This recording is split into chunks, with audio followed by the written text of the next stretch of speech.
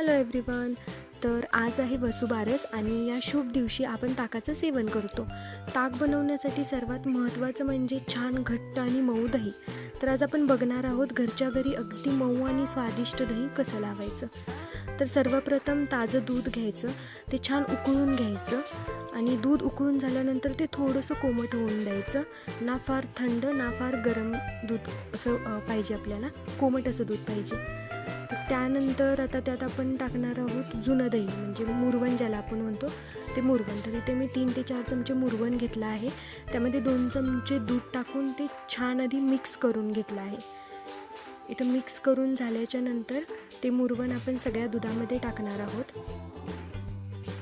आणि ते मुरवण टाकून ते हलवून घ्यायचं आहे.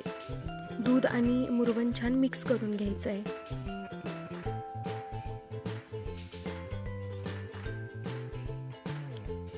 छान असं हलवून झाल्याच्या नंतर त्यावरती झाकण ठेवून 6 ते 8 तास आपण ते एका गरम जागी ठेवू. चला तर आपण बघू आपलं दही कसं लागलेलं आहे. वाव, तुम्ही बघू शकता किती छान घट्ट असं दही लागलेलं आहे. इतकं मऊ घट्ट आणि चविष्ट दही आपलं तयार आहे.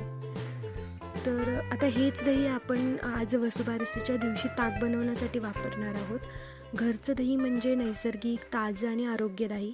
एकदा तुम्ही पण करून बघा, बाहेरचं दही विकत घ्यायची गरज भासणार नाही.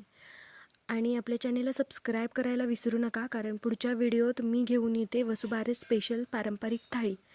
तर व्हिडिओ आवडला असेल तर लाईक करा, शेअर करा आणि सबस्क्राईब नक्की करा.